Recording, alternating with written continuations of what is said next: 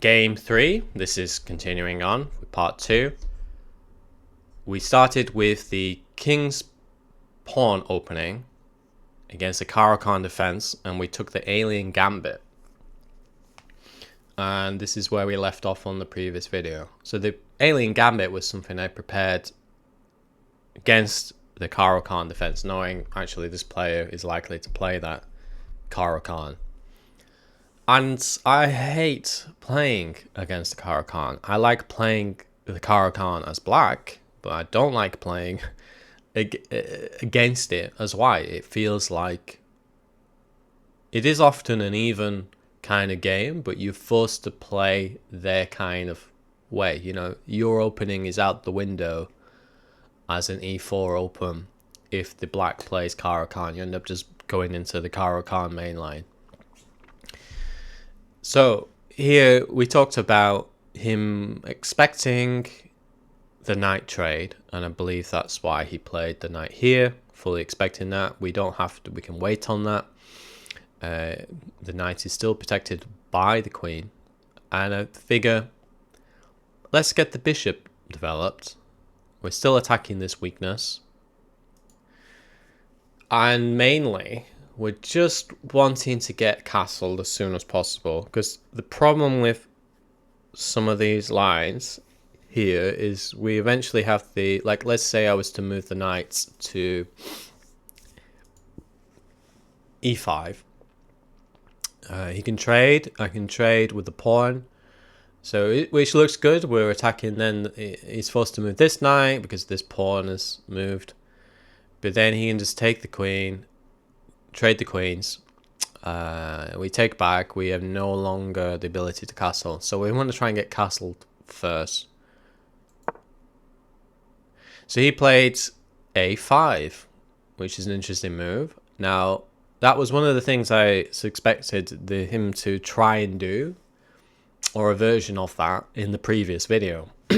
I expected b5, so that's going to push the bishop back. I believe this is the same idea. It's, let's say I develop naturally. He's going to, I expected this kind of thing, and then we have this pawn chain, which is very annoying. We're then forced to move the bishop forward. Actually, looking at it, the bishop is kind of safe. We can always get out of this position. We could always, even if we wanted to make more room, we could just trade off the knights and get this out, you know, to the h3, something like that. But we've allowed him to just, while we've been, while the bishop has been chased around, we have allowed this pawn chain of development, and he's just taken a lot of control of the center of the board with that. Well, we've done nothing on our side. So, knowing that that's what expected, I actually didn't even consider that. I thought, I guess at the time, the bishop would just simply be trapped, because obviously we can't go to these two squares. But that square is still safe, actually. I'm not sure, you can't really attack that without getting a knight out the way to have the queen. So, yeah. Let's go back a stage. What actually happened in the game?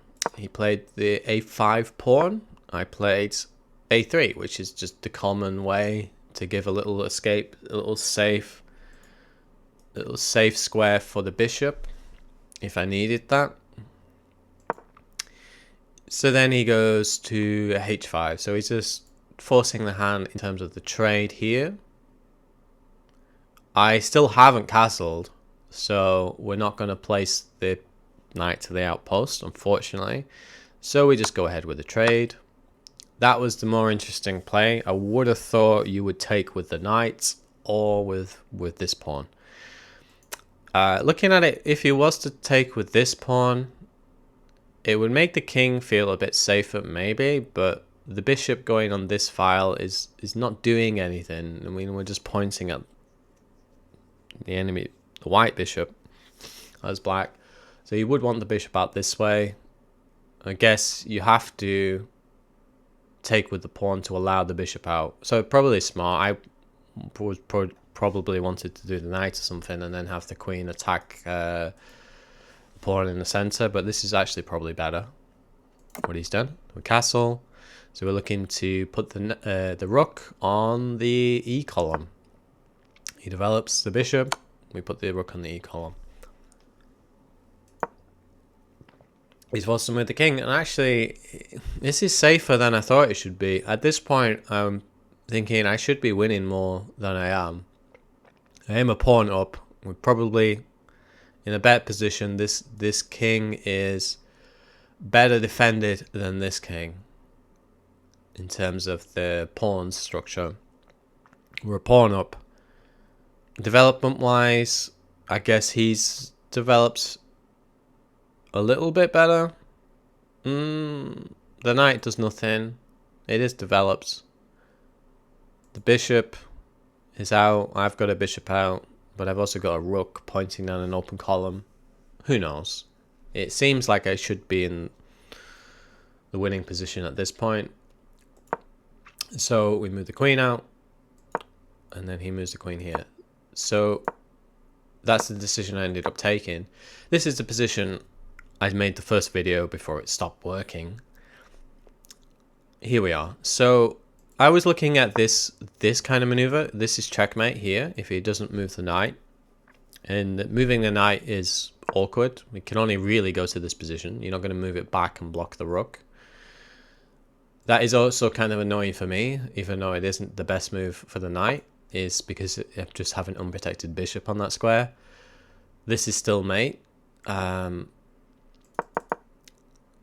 Problem with doing this is he can check first. Now this is very similar to the original game we played, and he played the Caro-Kann. In fact, he did the exact same thing with the queen and dark square bishop on the same squares to take this pawn. In that game I allowed it, and then for some other tempo move, I'm not sure. This time I figure, like, 'cause the thing with doing this, if you don't handle it properly, you can create a little prison for the bishop where it can no longer escape without trading off the pawns.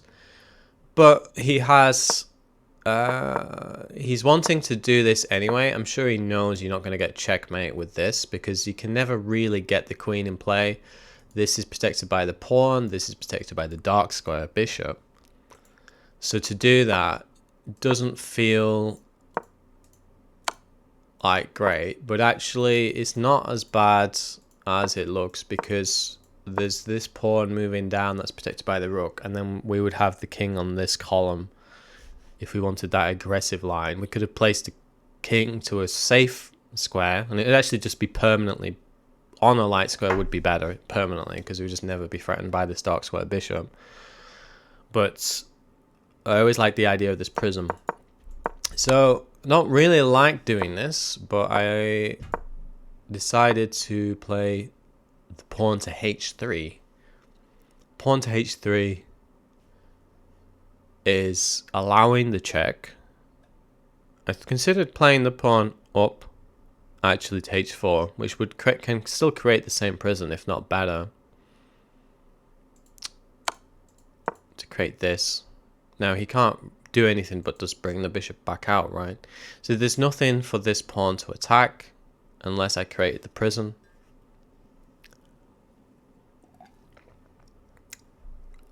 We can always get the queen involved. So let's say he does something, I don't know. I think he would have to actually play that first and have this position. What would happen if we traded this? Maybe I made a mistake here. Yeah, he still got that protected with the queen. I mean, yeah.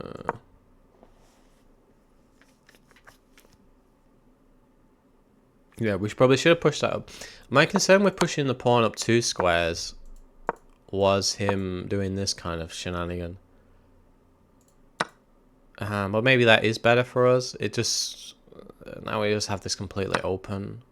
Or even worse, he has double pawn going down that side. It doesn't feel like the right move.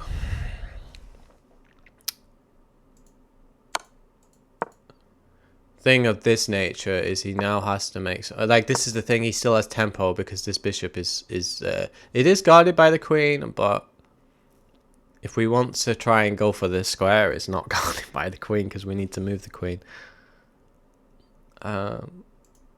You know, we always have answers for these things.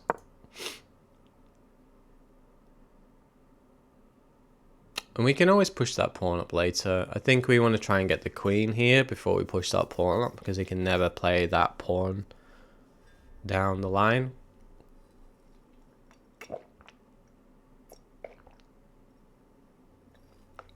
And that's where this is where we're up to. This is where we're up to. Not sure if we're winning. I think we should be winning. Feels like I should be winning a lot better than this. It feels like my position should be better than what it is. It doesn't feel like this dark square bishop is being used whatsoever. His position, he's got 2 rooks that are not used. I've got 1 rook that's not used. I guess we'll see.